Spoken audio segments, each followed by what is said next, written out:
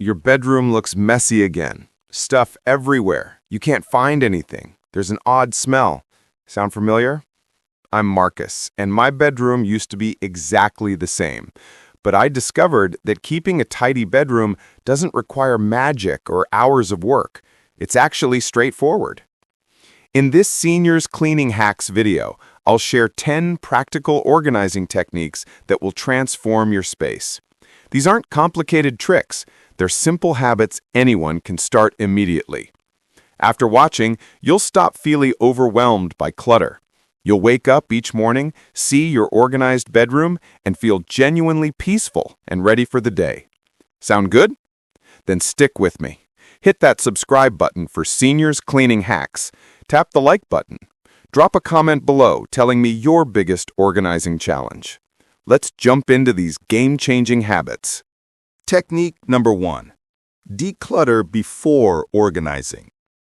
Before organizing, you must eliminate excess items. Remove things that don't serve a purpose anymore. Everyone talks about decluttering, but here's why it matters. Without this step, nothing else works. No matter how cleverly you arrange belongings, if you have too much stuff, things overflow again. The mess returns. In my culture, we follow Seiri-Seiton. Seiri means removing unnecessary items. Seiton means arranging what remains. Notice the order? Removal first, organization second. Organizing without decluttering is like cramming expired food into your refrigerator. Everything fits temporarily, but it's taking valuable space and will eventually smell bad. How to declutter. Sort belongings into 4 categories. Category 1, items used this past week, your everyday essentials. Category 2, items you're planning to use soon, seasonal clothing, special occasion items. Category 3, items you forgot existed until now. Category 4, broken items or things you'll never use again. Here's the action plan. Category 4, say goodbye unless you're genuinely committed to repair soon. Category 3, if you forgot these existed, they're not essential. Consider letting go. Still unsure? Create a holding box. Check back in 1 month. If still unused, say farewell. Category 1, your MVPs. Keep these. Category 2, be honest. Will you actually use this? If it's maybe or probably not, release it. Start with categories 3 and 4. They're easiest to decide on. This system makes organizing dramatically easier. Technique number 2, the 5-minute morning reset. Cleaning first thing in the morning sounds terrible, right? But here's what I discovered. Spending just 5 minutes cleaning each morning maintains a tidy bedroom 10 times more easily all day. Why? Because your bedroom's condition when you wake up sets your standard for the whole day. There's a psychological term, status quo bias. We naturally maintain whatever current state exists. If your bedroom looks clean at day's start, you'll preserve that cleanliness. If it looks messy, you won't care when it gets messier. That's why beginning your day with a clean bedroom matters. Why only 5 minutes? Starting small is the secret to success. Anyone can spare 5 minutes, less than making coffee. Many people who struggle with organization start with incredibly high motivation. They'll spend 1 or 2 hours doing massive cleaning, but that's impossible to maintain daily. Eventually, your bedroom returns to being messy. Just commit to 5 minutes each morning. If it feels too short, extend to 10 or 15 minutes later. Once cleaning becomes automatic, extending time gets easier because it's already routine. You'll be surprised by how powerful this simple approach becomes. Technique number 3, give everything its own home. Your belongings need homes, just like people. Otherwise, they wander and get lost. Think of it as giving each item its permanent address. The answer is in that sorting method from technique number 1. Remember those 4 categories? Place things where you can easily return them. easy return is priority. The order goes 1, 2, 3 in accessibility. Category 1 items, position everyday clothing right at the front where you can reach instantly. Returning requires almost zero effort. Category 2 items, store in the second most convenient location, upper shelves. Still accessible, not taking prime space. Category 3 items, go into drawers or boxes, requiring more effort to access. Safely stored, but out of main traffic. When you assign everything a home based on usage frequency, your system becomes remarkably efficient. Why does easy return matter? Most people don't mess up bedrooms when taking things out. Bedrooms become messy because putting things back feels like a hassle. Imagine if everyday clothing was buried in a deep drawer. Every time you wanted to put a shirt away, you'd need to fold it, open the drawer, place it neatly, shift other items, and close the drawer. Exhausting. So naturally, you start tossing clothes on chairs, beds, floors, anywhere easier, and your bedroom was messy again. Make it incredibly easy to return things to designated homes, especially daily use items. Remove every barrier between using something and putting it back. Technique number 4. Build homes using 3 methods. How do you actually create these homes without extra space? Here are 3 essential techniques.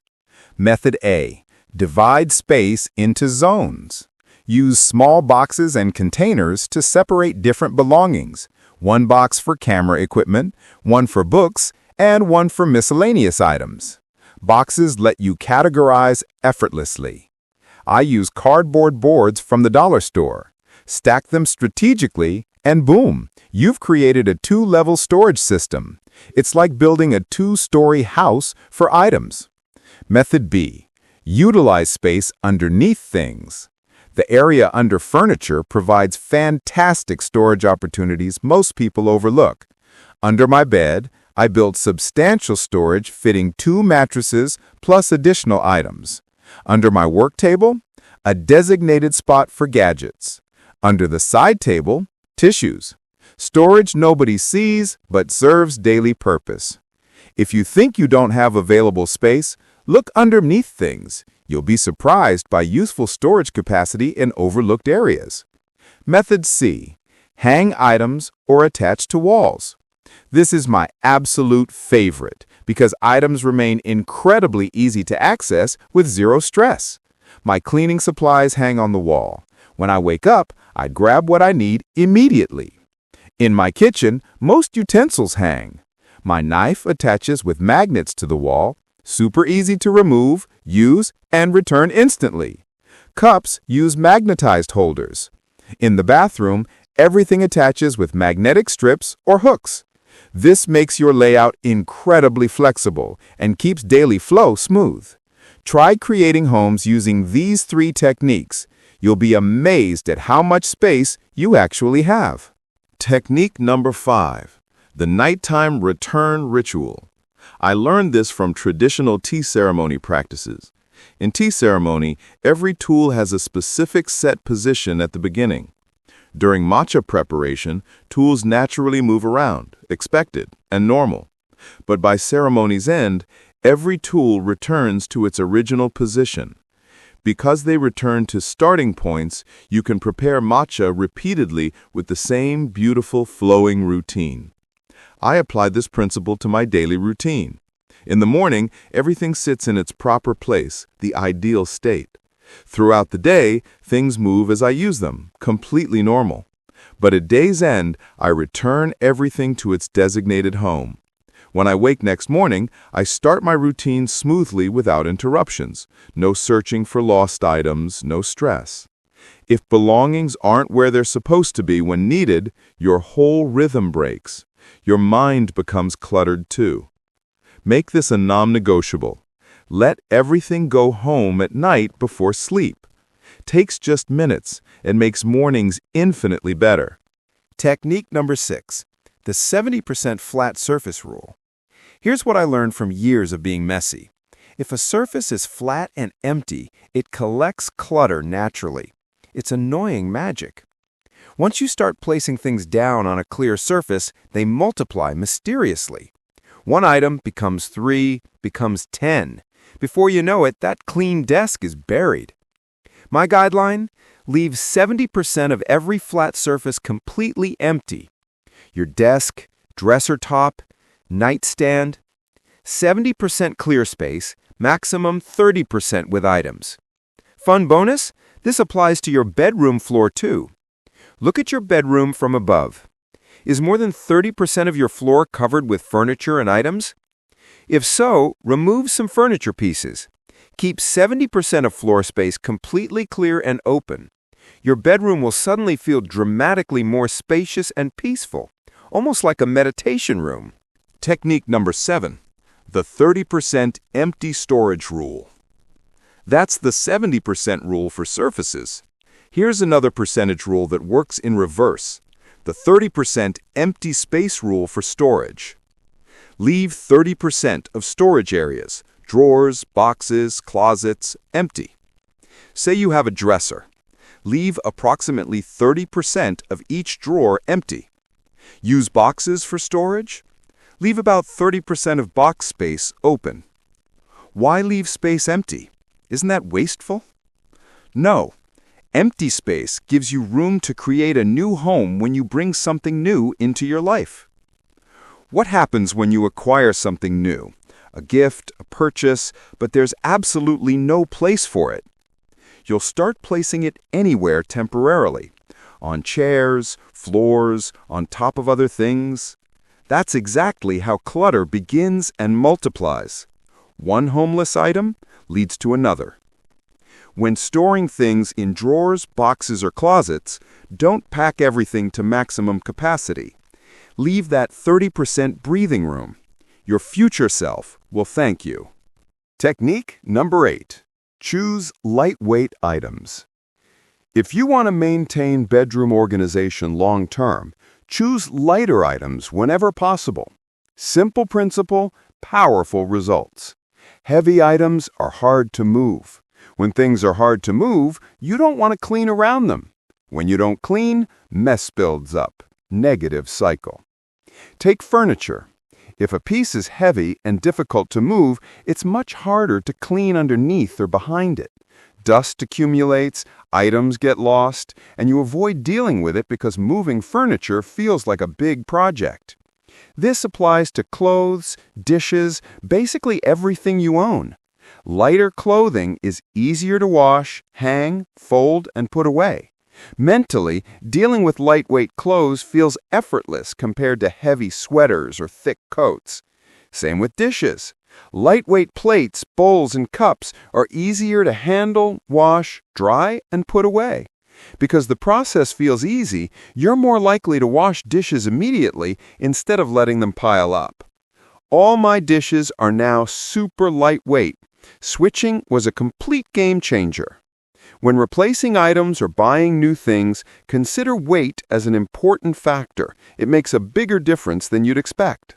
Technique number 9. Your hands are ultimate tools. You might feel like you need special tools, fancy products, or equipment for cleaning, but your hands are actually the ultimate cleaning tool. Always available, require no storage, work incredibly well. How do I use my hands? Specific examples: before washing my hands at the sink, I quickly wipe down the sink basin with wet hands. Takes 2 seconds. I clean tables using just hands with water. I wash dishes using just hands when appropriate and clean the dish sink the same way. Why do this instead of using sponges or cloths constantly? Because I can clean instantly and effortlessly. The moment I notice something needs cleaning, I handle it immediately. No need to find supplies, get them ready, then clean. Ew, Marcus, that sounds gross. I don't want to touch dirty things. I understand. I felt the same way. But if that's your concern, try this. Keep things so consistently clean that touching them never feels gross. My bathroom floor is so clean I could lick it. Not that I do, but I could. Another benefit, you can feel how dirty something truly is. When you physically feel grime or stickiness, it motivates thorough cleaning. You become more aware of cleanliness levels. Try using your hands for simple cleaning tasks. Seems small, but it genuinely changes your mindset about cleaning and how you interact with your bedroom space. Technique number 10. Open storage systems. Final tip. Open storage systems. Remember deciding where each item's home should be? The principle was making things as easy as possible to return, right? From that perspective, open storage is absolutely best because there are zero barriers. Nothing to open, nothing to close. Just grab and return. My closet area example. I used to store clothes in drawers inside a closed dresser. That meant open dresser doors, open drawer, fold clothing carefully, place it neatly, close drawer, close dresser doors. Too many steps. But now with open storage, I return clothes with one single motion. Hang it up or place on shelf. Done. Zero chance for clutter because there's no friction. Look at these paper bags I use for underwear and undershirts. They're open storage. No lids, no zippers, just drop items in. My kitchen cabinets are open shelving. After drying dishes, items go right back, effortlessly, in seconds. But Marcus, won't open storage look messy because you can see everything? Yes, open storage can look messy if you have too much stuff crammed in. Absolutely true. But if you keep items to a true minimum through proper decluttering, even open storage looks clean, organized, and quite beautiful. It looks intentional and aesthetically pleasing. The key is combining open storage with minimalism. They work together perfectly. The real power of organization. Once you build these organizing habits into daily routine, your bedroom stays consistently clean without constant massive efforts. And when your space is clean and organized, something magical happens to your mental state. You feel lighter, more positive and optimistic. Your mind feels clearer and more focused. When you feel good mentally, your work performance improves, personal relationships improve, overall quality of life gets better. That's the real power of organizing. It's not about having a pretty bedroom. It's about creating a foundation for a better life in every way. Let's change our lives together, one small habit at a time. Start with just one technique from this video. Master it. Then add another. Build gradually. Thanks for watching Seniors Cleaning Hacks. If this helped you, share it with someone who needs these tips. Hit that subscribe button and leave a comment telling me which tip you'll try first. Have an amazing, organized day. See you in the next video. Take care.